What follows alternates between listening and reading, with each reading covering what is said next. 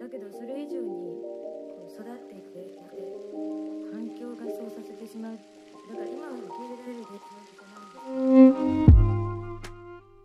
Bonsoir à toutes et à tous, et bienvenue dans un nouvel édito du compteur, l'émission qui vous raconte ce qui se passe dans les coulisses de la chaîne.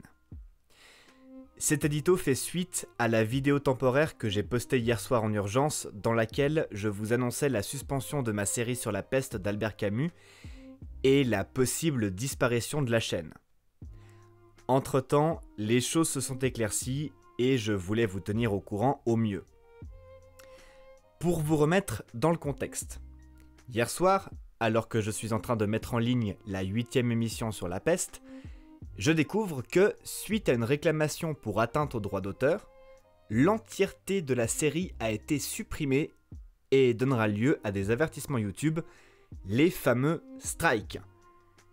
C'est là que je sens la tension monter d'un cran, car je sais qu'à 3 strikes, YouTube détruit purement et simplement une chaîne. Ne sachant pas à ce moment-là combien je vais en prendre, je vous fais la vidéo dont je vous parlais dans un flou total et je me renseigne sur les questions juridiques liées à l'affaire. Et c'est là que je découvre que je me suis complètement planté. Évidemment, proposant gratuitement et en libre accès des émissions livre audio, j'avais fait attention à proposer des œuvres du domaine public parce que j'étais certain de pouvoir vous les proposer sans demander quoi que ce soit à qui que ce soit. Sachant aussi que si je voulais faire une série sur un livre avec des droits d'auteur actifs, je devrais avoir l'autorisation de l'ayant droit pour la faire. Et oui, je le savais. Ça m'a pas empêché de me tromper. Je vais vous l'expliquer très rapidement. Je vis dans un pays où on considère comme faisant partie du domaine public toute œuvre dont l'auteur est décédé depuis 70 ans. Mais ce n'est pas le cas partout. Au Canada, entre autres, les œuvres entrent dans le domaine public 50 ans après la mort de l'auteur. On arrive donc à l'auteur qui nous intéresse, Albert Camus, décédé en 1960. Ces œuvres sont donc dans le domaine public au Canada depuis 10 ans, alors qu'en Europe francophone, elles le seront, a priori, en 2030.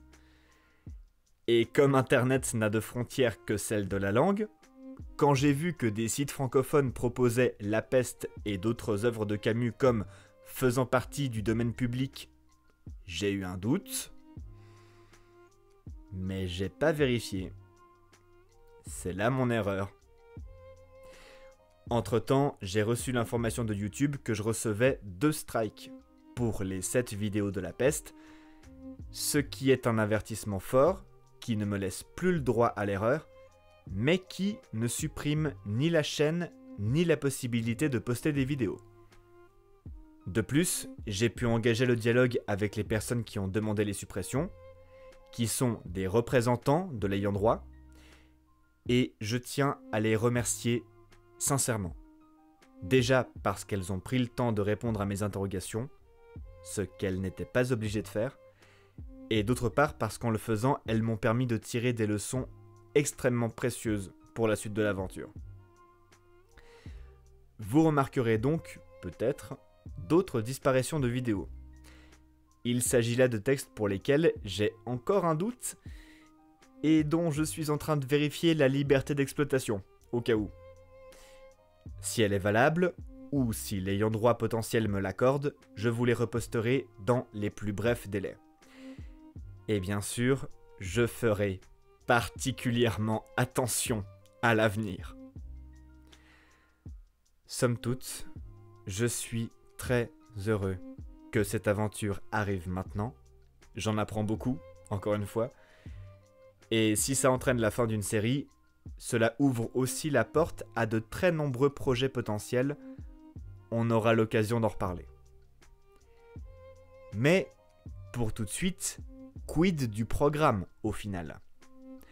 Alors, si ce matin je n'ai rien posté, dès demain, les murmures de l'aurore reprennent avec une sortie quotidienne. Et si la peste doit s'arrêter, la formule mardi, jeudi, samedi à 18h, elle me plaît. Donc, elle va continuer jusqu'à la fin des confinements, avec une autre histoire dans un tout autre registre, puisqu'on partira à l'aventure avec Phileas Fogg et Jean Passepartout dans le Tour du monde en 80 jours de Jules Verne. Je vous remercie de votre attention. Prenez grand soin de vous, prenez soin de vos proches, et n'oubliez pas, quand les brumes crépusculaires révèlent la clarté naissante de la lune, vous atteignez sans le savoir l'aube des songes.